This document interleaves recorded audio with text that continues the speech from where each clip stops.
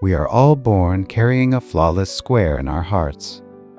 That square was solid and clear, a flawless crystal with 4 perfect corners. When babies came into the world, the square sparkled, pure and beautiful, like a flawless crystal. This square was always in everyone's heart.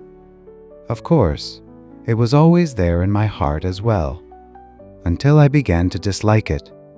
The first time I disliked it was when I was 5 years old.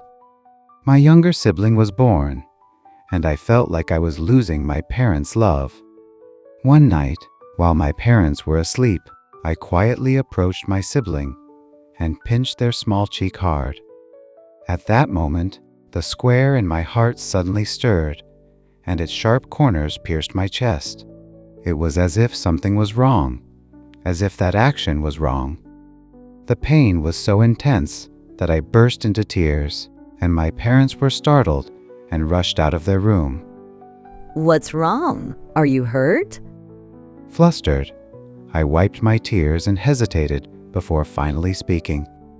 My younger sibling is so cute. I was just watching them from the side. As soon as the words left my mouth, the sharp corners of the square pricked at my heart again. I instinctively knew that the piercing was because of the lie. My parents looked into my eyes, paused for a moment, then spoke calmly. Minwoo, that square that's hurting you is called conscience. It's proof that you know what's right and wrong. As long as you have it, you can always find your way back to the right path. Those words were not just an explanation, but a kind comfort that showed they believed in me. And from that day on, I began to consciously acknowledge that square in my heart for the first time. But as a child, I preferred comfort over a prick of conscience. When no one was around, it was so easy to throw trash on the floor or deceive my teachers and parents with little lies. Because the more I pricked it, the more the corners wore down and it hurt less. As time passed, by the time I turned 20, even secretly meeting my friend's girlfriend didn't bother me at all. Lying and deceiving others had become so sweet and familiar. I felt relieved that the square in my heart no longer pricked me. But at the time, I didn't realize that this was the biggest illusion of all. The square inside me was no longer a square. The 4 corners that had once been firm and straight had all worn away, and now it had become like a small round button that had slipped into a pocket, lost without me even noticing. It had lost both its light and its shape. And when people reached death, they all had to board a very special train. That train was bound for heaven. Every day at midnight, the train arrived at a station filled with moonlight, unnoticed by anyone, and those who had reached the end of their lives stood silently, waiting for the train. The only thing needed to board the train was one thing. It was the conscience that a person had possessed since birth. At the entrance of the train, there was a square-shaped hole. People took out their consciences and held them up to the hole. If the conscience was still a solid square, it fit perfectly into the hole and did not fall through, and the door opened, allowing them to board the train. But if that conscience was small and round, it slipped through the hole and disappeared. The door with the missing conscience did not open, and the train did not take that person aboard. One day, I suddenly opened my eyes and found myself standing in front of the moonlight station.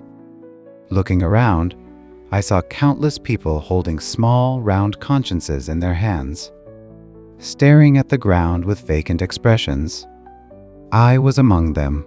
The train quietly departed, and the people scattered and disappeared somewhere. I looked at the button-like conscience in my hand and muttered to myself, At first, it was really big and square. How did it end up like this? At that moment, an old man wearing a worn suit stood next to me and spoke to me. I was surprised and looked up. Grandpa. Grandpa took my hand and said quietly, Conscience, you see, It shrinks when it is cut away. But if you sincerely repent and do good deeds for others, it grows little by little. It can grow again? Yes, sincere acts of kindness done in places where no one sees. True consideration for others. The courage to set aside one's own interests. Such things come together to form the corners of the square again. My grandfather paused for a moment and gazed at the departing train in the distance. We all make mistakes in life, and when those mistakes are repeated, we become numb to them. But the feeling of regret is proof that there is still warmth in your heart.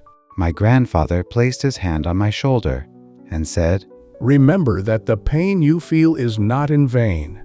You can always start over, but that start always begins with as small courage.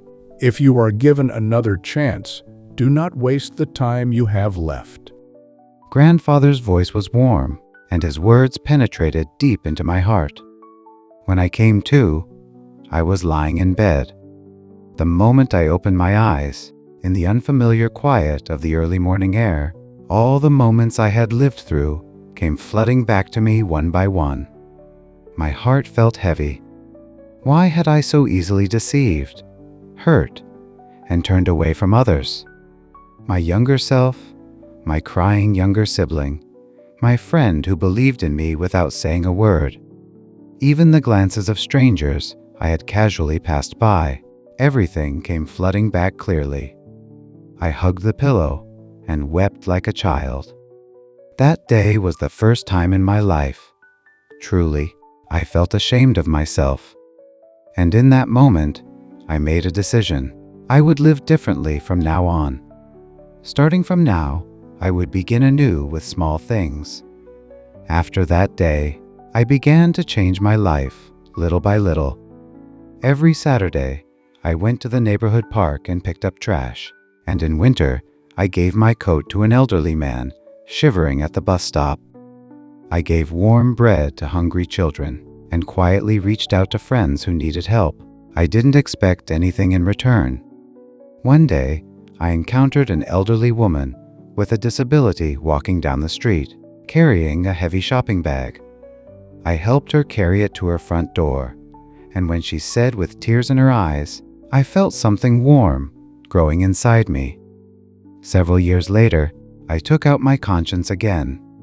It was very small, but it had corners. It wasn't transparent, but I could clearly feel its four corners. At that moment, my heart ached.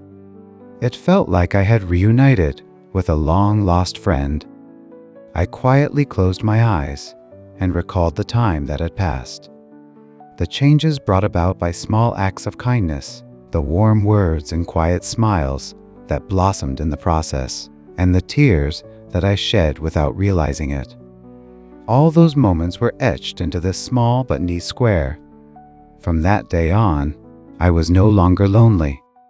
I could laugh and talk with people, and they could see the sincerity in my eyes, and began to open their hearts little by little. Most importantly, I could face myself honestly. At last, I could love myself.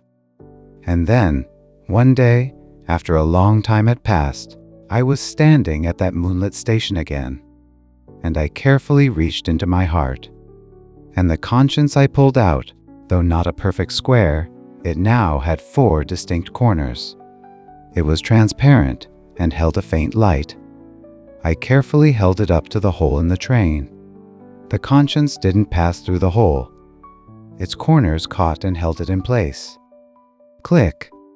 The door opened, but I hesitated in front of it for a long time.